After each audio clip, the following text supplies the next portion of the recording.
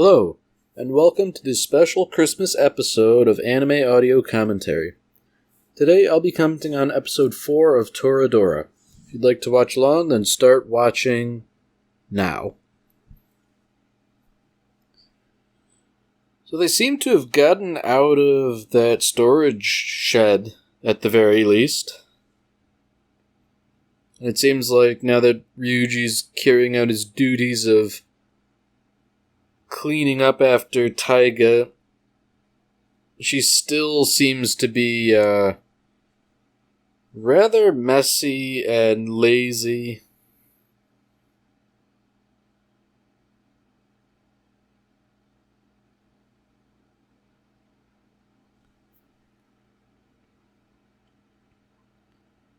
And I feel for Ryuji a little bit. Like, this is definitely something he didn't bargain for initially.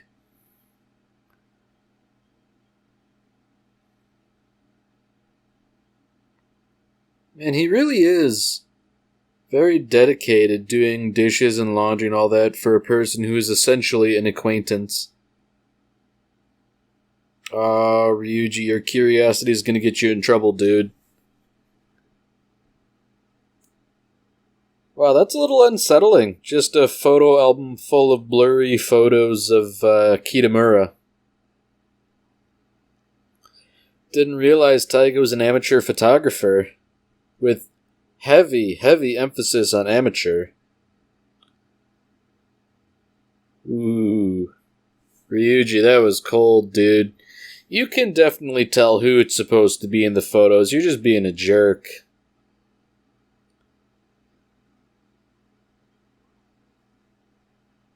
I find it interesting that he immediately jumps to offering to act as a photographer.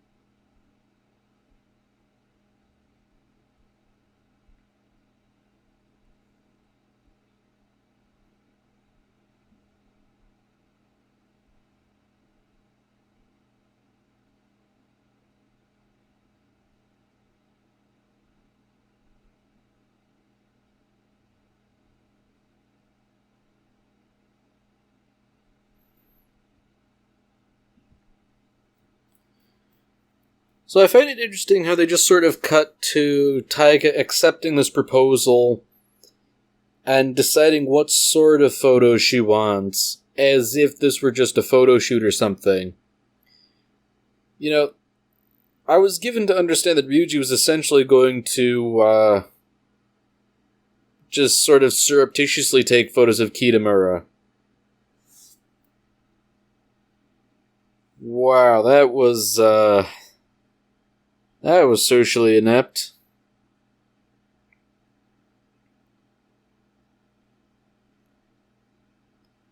At least Kitamura has the good grace to play along with what he thinks she's doing.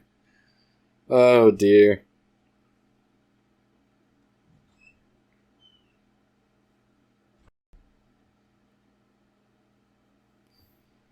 Ah, man. You know, photography is like a thing you have to set up for. You can't just, like, take pictures on the fly. Well, I mean, you can, but you sort of have to know in advance. So I think it's a little unfair of Taiga to just sort of give Ryoji a hard time about not being fully prepared first thing in the morning. So I'm kind of wondering to myself, what exactly is Ryuji's motivation? Is this just goodwill because Taiga hooked him up with that bit of info about the restaurant, or is he sort of angling to get something in return here?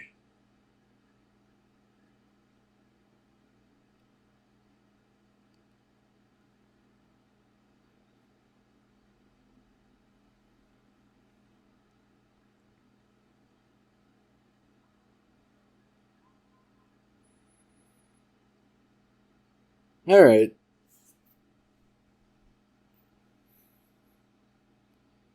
So it seems like this is, the disciplinary committee, investigating people being forgetful and forgetting things.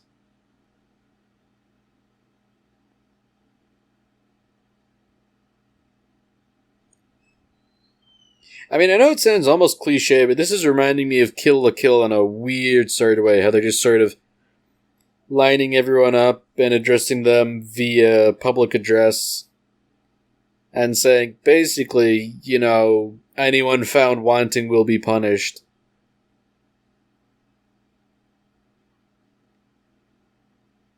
Uh-oh. Now this is really reminding me of Kill la Kill. Taiga can't help herself but speak out and say, you're just as bad as any of the students, if not worse. And she's got a point. I know this isn't meant to reference Kill la Kill, and in fact, Toradora predates it by, about half a decade, if I remember correctly.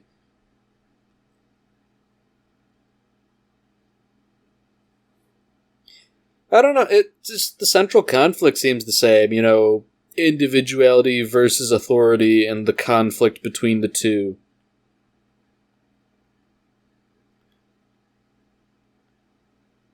Man, speaking of humiliating, yikes, Kitamura, you don't have to, put her in a headlock. I mean, he's not actually doing that, but,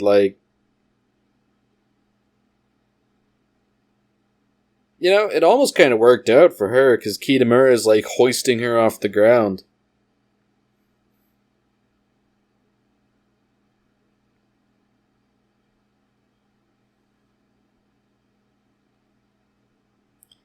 Yeah, that's a lot of complex emotions there, because on the one hand, Kitamura is just, picking you up, but on the other hand, he's doing it in front of everyone.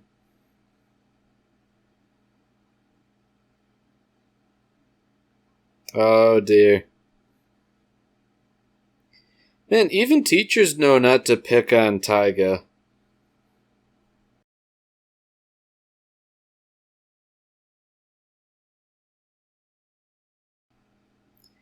I gotta wonder about why exactly her reputation is so fierce that even teachers fear her.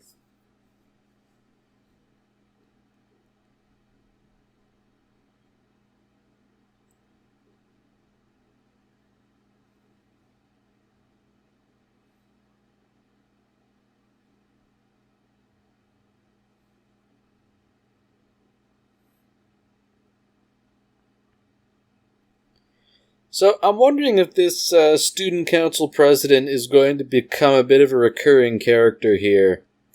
It seemed like that conflict was not organic. There's a bit behind it that sort of instigated, or rather culminated in that incident.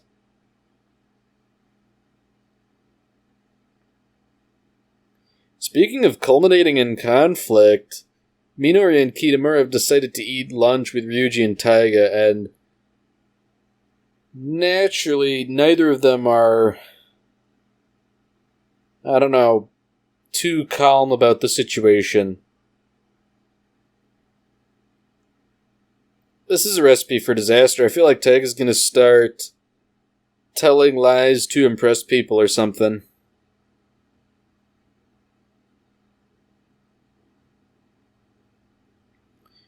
Ooh, I take it back. Ryuji's the one who's lying about things. Normally he was just cooking for Taiga just so she's not eating junk food all the time, but he lied and said he sells bento boxes. So, he sort of wrangled himself into having to make lunch for quite a few more people.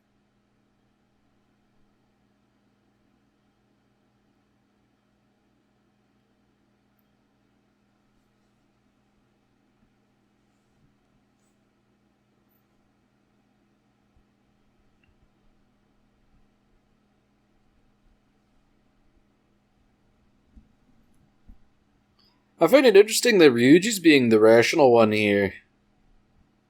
In that, come on, Taiga, pay attention here.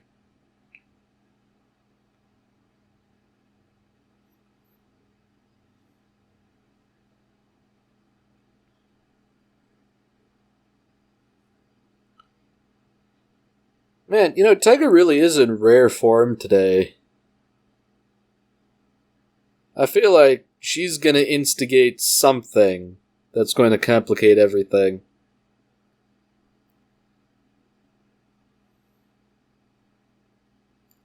She's either gonna do something else in front of Kitamura, or she's gonna clash with the president again. Something's gonna get real complicated real quick.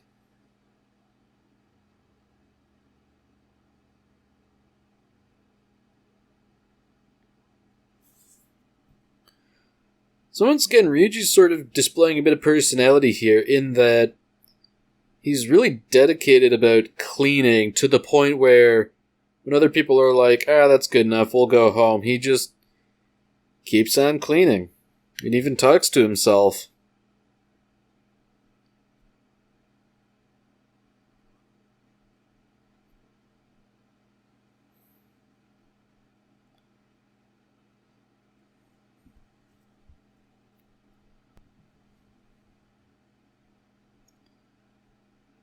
Okay, I think I know what's going on here. Taiga's gonna want a couple action shots of Kitamura in baseball practice.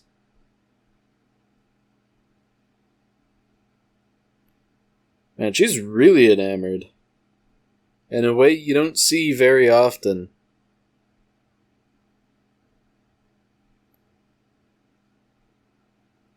Alright, I feel like somebody's accidentally going to use a flash and get everybody's attention or something. That's how this kind of thing goes.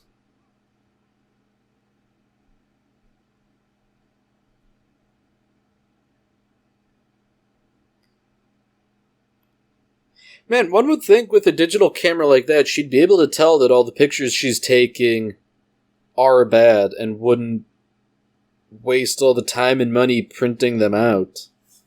That seems like an obscene waste of the special paper and ink you need to print out pictures.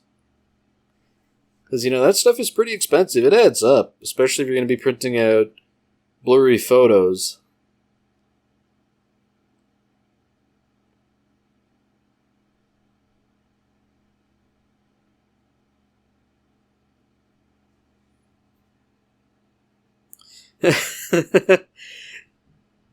Man, I don't remember that whole little jab at Starbucks saying like, boy, these guys are infringing on copyright.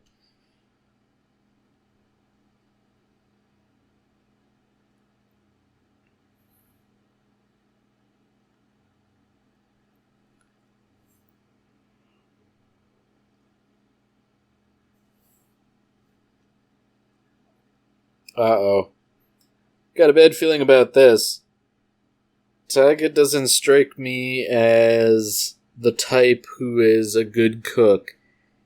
And to be frank, I don't think Ryuji should trust her with the knife.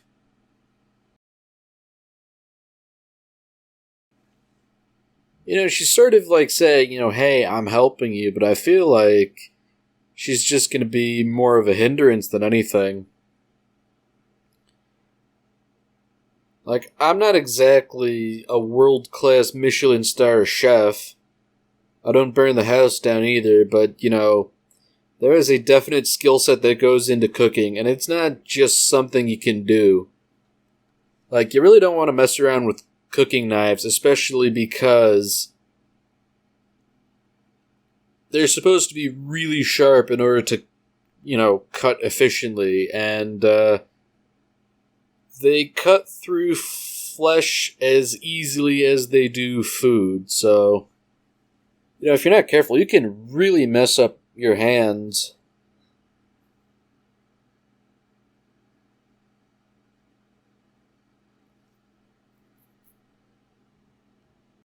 You know what, Ryuji's got the right idea here. Give her something that doesn't involve any knives.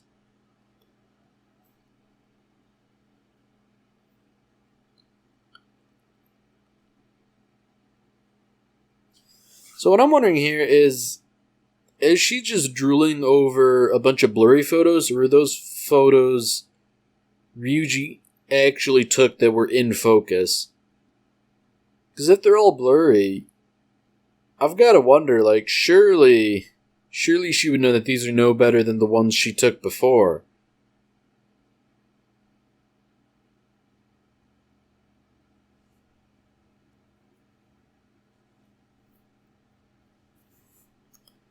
Oh dear, a new problem has presented itself. She can't pick the one she wants to get laminated, so I might as well laminate them all, huh? Of course, on the other hand, I feel like if she's going to be carrying around this laminated photo, if somebody were to become aware of that, it would be, interesting for want of a better term.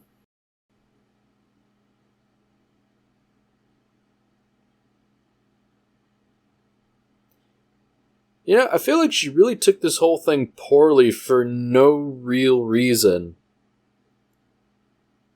I mean, he offered to laminate more than one, and she sort of took that as an affront to her character. As if she were indecisive.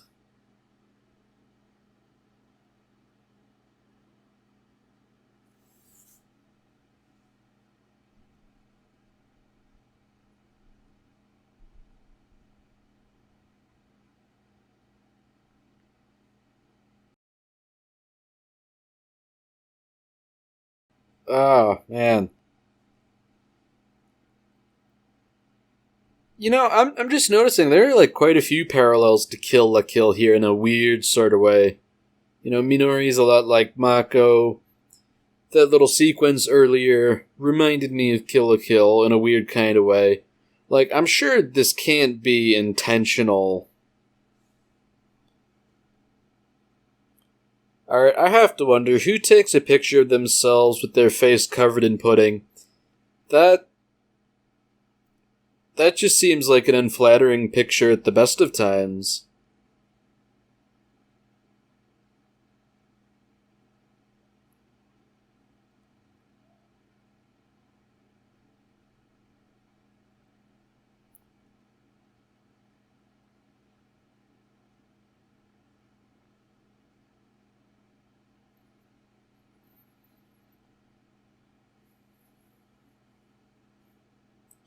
It's nice of Ryuji to sort of confront her about being so salty about the laminating business, but she only seems to take it poorly again. How about you pick which one gets laminated?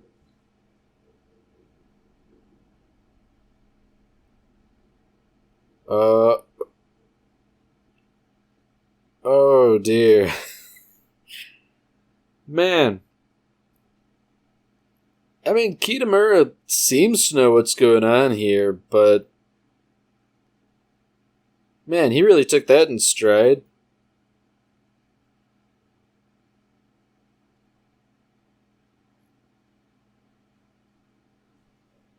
Alright, things are getting weirder and weirder. He has a picture of her.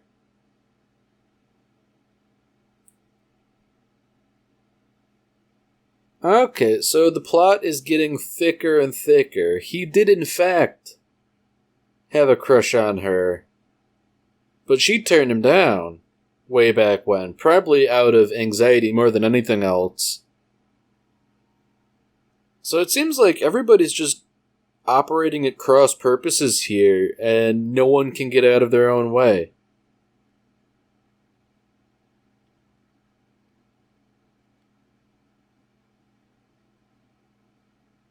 Yep, that just about figures. Taiga was caught off guard, so reflexively she turned him down.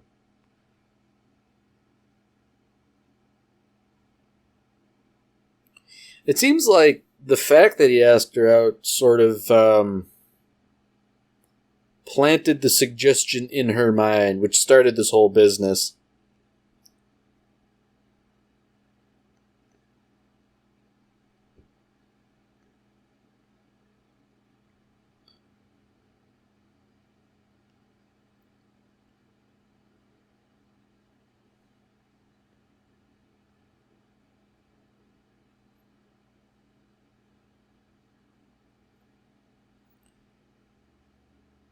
Man, I have to wonder why she did default to that reflex, considering Kitamura seemed to understand her, and seemingly liked her for her temper and straightforwardness.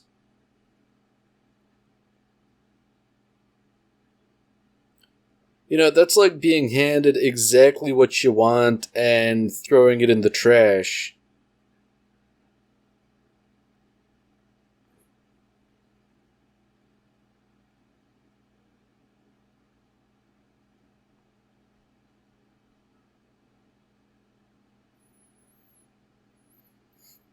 Man, it's really interesting how it sure seems like nobody can get out of their own way here.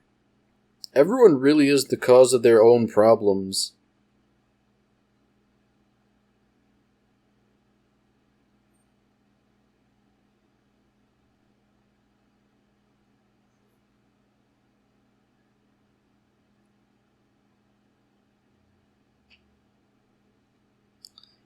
Man, you know, Ryuji's making a lot of sense here, but at the same time, he's speaking with the benefit of hindsight.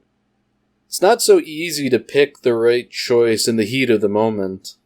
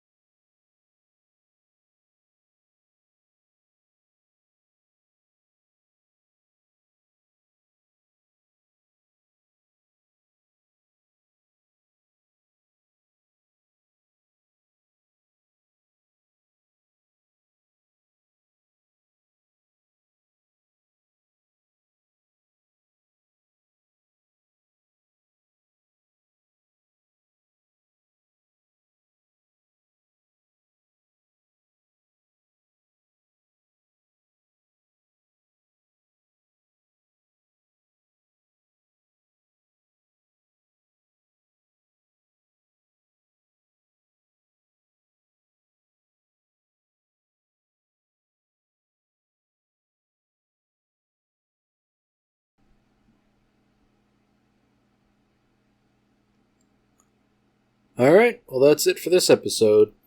If you've enjoyed it, then by all means, tune in for the next one. Merry Christmas, Space Cowboy.